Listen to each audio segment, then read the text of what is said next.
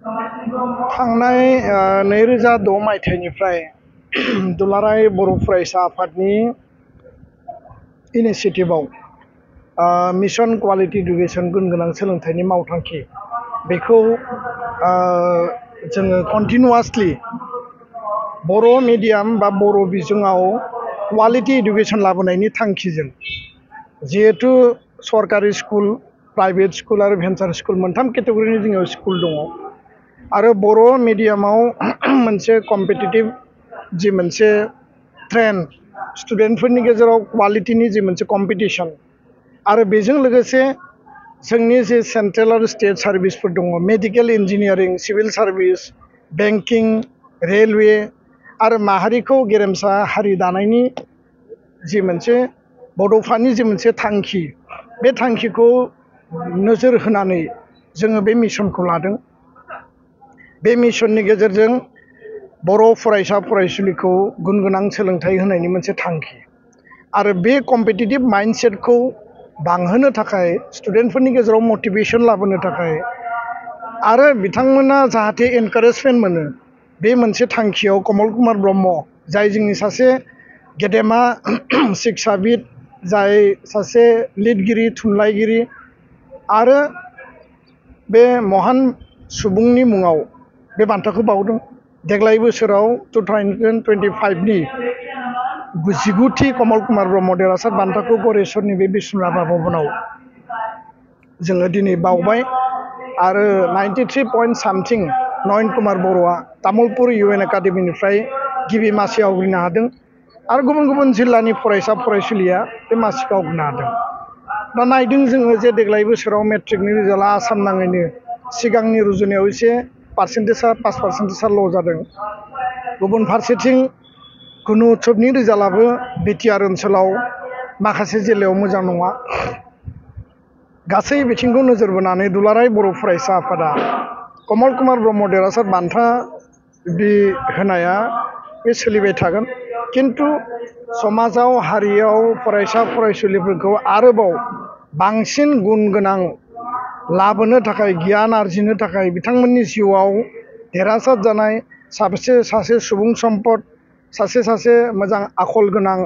मोजां गुनि गियानि बेक्ति बे रिसर्सखौ दाना होनायनि बिबाना दुलाराय बर' फरायसा आफादनि गार्जेननि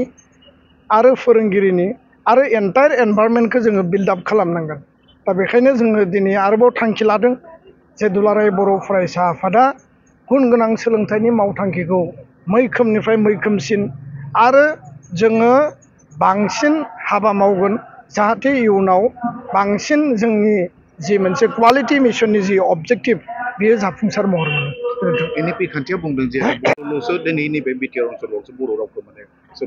हागोन बाहायनो हागोन होननानै बेबायदि मोनसे आयेन खालामबाय दाखालि रायजो बेंगिरिनि गेजेरजों अर्डिनेन्सनि गेजेरजों दा बे बेलायाव माबायदि बे आसाम सुक्तिनि मोनसे दफा दंमोन बे दफानि आधाराव आसामनि असमिया रावखौ बाहायनायनि मोनसे आसाम केबिनेटआ बेखौ थांखि लादों आरो बेयाव असमिया जिहेतु सरकारि राव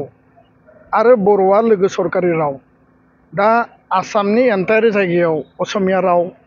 बिटिआरआव बर' राव आरो लोगोसे असमिया नोङो ओरै खोलाहा आसाम जि माने काछाराव बेंगलि राव बाहायनायनि थाखाय बिथांमोना थांखि फोसावदों आरो बेयाव दुलाराय बर' फरायसा आफाद बर' थुनलाइ आफादा जों सरकारजों सावरायबोदों जे आसामाव जेराव जेराव बर' डमिनेटेड जिल्ला दं प्राय 13-14तासो दङ बिटिआरखौ नागारनानै दा बिटिआरआव बर' रावखौ बाहायनांगौ बे सरकारनि बिबान खारन 15 एप्रिलाव आसाम सरकारा असमिया रावखौ आसाम नाङै माने जेरावबो बाहायदों आरो बेखायनो बर' रावखौ बिटिआरआव बाहायनांगौ आसाम नाङै बर' रावखौ जेराव जेराव बर' पपुलेसन दङ बे बाहायनांगौनि थाखाय जोङो सरकारजों सावरायगोन सरकारखौ दाबि दैखांगोन आरो जाहाथे राव बाहायनायनि बेलायाव खुनु बेले बेजे फैया जोंनि बिमानि राव अफिसियेल राव एस'सियेट अफिसियेल राव